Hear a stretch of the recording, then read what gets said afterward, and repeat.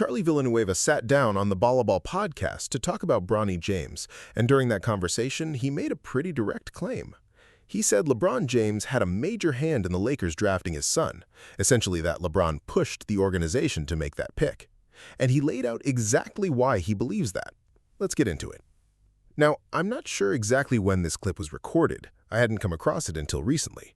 But for context, Charlie Villanueva is a 13-year NBA veteran who suited up for several teams during his career, though he's often said Detroit was his favorite stop. Actually, I interviewed him myself a while back. It's one of the earliest episodes on my channel, and I'll drop a link to it in the description if you want to check it out.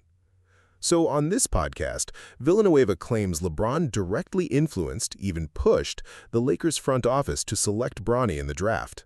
That take didn't go unchallenged, though. Raymond Felton and a few others on the show pushed back, pointing to reports that the Golden State Warriors had also shown interest in drafting Bronny. I looked into that myself before making this video. As far as I can tell, that claim traces back to a single report from Ramona Shelburne citing anonymous sources who said the Warriors had Bronny on their draft board but chose not to pick him out of respect for LeBron. That's it. One report, unnamed sources.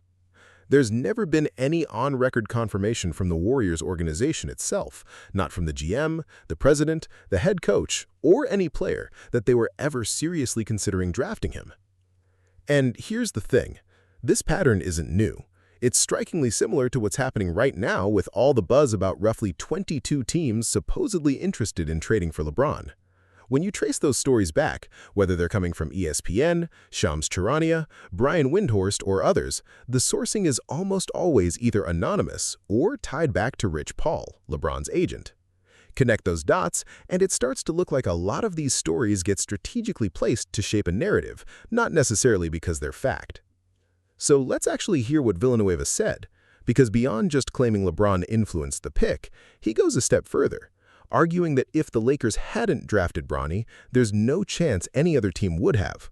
Let's take a listen. Wait a minute. Did y'all watch the draft? Yeah, bro. Y'all watched the draft. I did not when watch the Lakers draft. had it, everybody knew like when the Lakers were gonna pick what they were gonna do.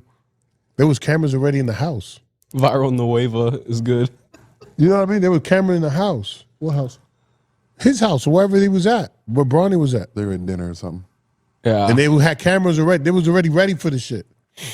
So that means you already knew. Well, they knew he was in advance. They knew he was gonna get drafted. They just Devon didn't know he was gonna be Jennings. the Come on. Lakers.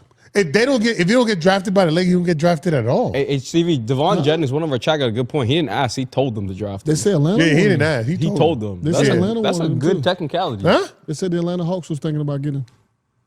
The Warriors wanted to draft him as well, but they, out of respect, they didn't draft him in the second round. That's what I read. Y'all think Rich? Y'all not for real right now, right?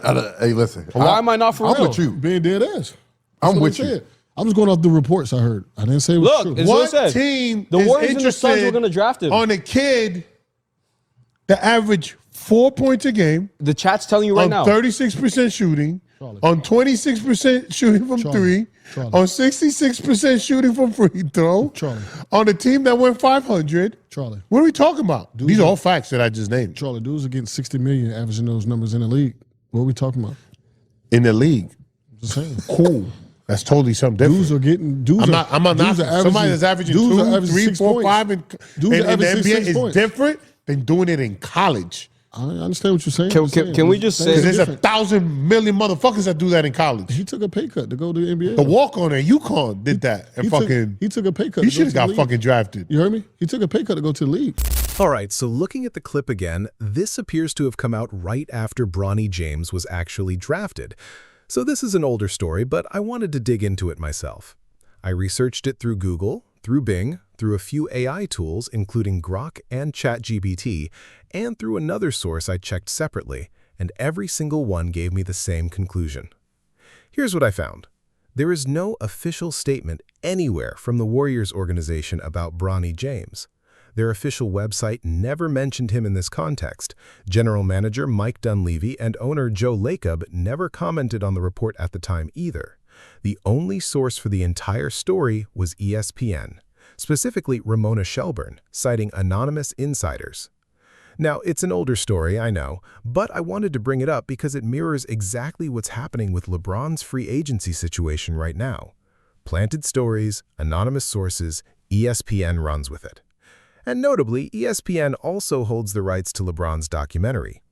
This is just how the machine works these days, and honestly, we might as well get used to it. It's not changing anytime soon.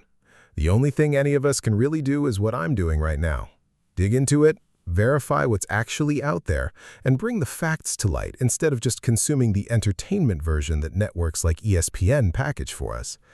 Because that's ultimately what a lot of this is. Entertainment, not necessarily truth. It's a give and take, you know what I mean?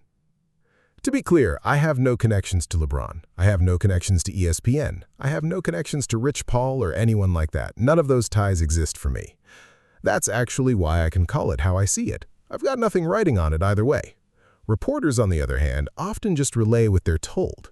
If Rich Paul tells them, here's what's going on around the league, what are they realistically supposed to do with that? Go back to Rich Paul and ask for proof? That's not how it works. They're just going to run with it. And it's not always that reporters know they're spreading something false. Sometimes they probably do, sure, but a lot of the time they simply hear it from a guy like Rich Paul and treat it as gospel. And from his end, he puts it out there because he wants it out there. He wants it to be a story. That's just how this side of the business operates. It's how the news cycle stays fed. Always something new to talk about. And that's exactly why so many of these stories, when you actually dig into them, don't hold up to scrutiny. Charlie laid this out clearly, and it makes sense why. Think about it. In college, Bronny averaged around 4 points a game on roughly 30% shooting at about 6'2". Realistically, what NBA front office is getting excited about drafting a player with that kind of production? There's no basketball-only justification for it. According to Villanueva, it happened because LeBron applied pressure and the organization simply went along with what they were told to do. So they drafted him, and now the Lakers are committed to him for a couple more seasons. Whether he actually gets real minutes or ends up in the G League remains to be seen. So far, most of his court time has come either playing alongside his father or in low-stakes garbage time. And with J.J. Redick, who's been openly supportive of both LeBron and Bronny running the team, that pattern could very well continue. It's a genuinely interesting story. I haven't seen Villanueva's original comments firsthand, but based on everything I've looked into, his read on it lines up with the facts as I understand them. That the Lakers made this pick under pressure, that no other team would have drafted Bronny on merit alone, and that the competing reports about other teams showing interest were likely just more of the same. Stories planted by an agent or anonymous insider, then picked up and run by outlets like ESPN. So let me know what you all think about this one. Just an interesting story I felt was worth bringing to light. If you got something out of it, like, share, subscribe to the channel, and I'll see you in the next one.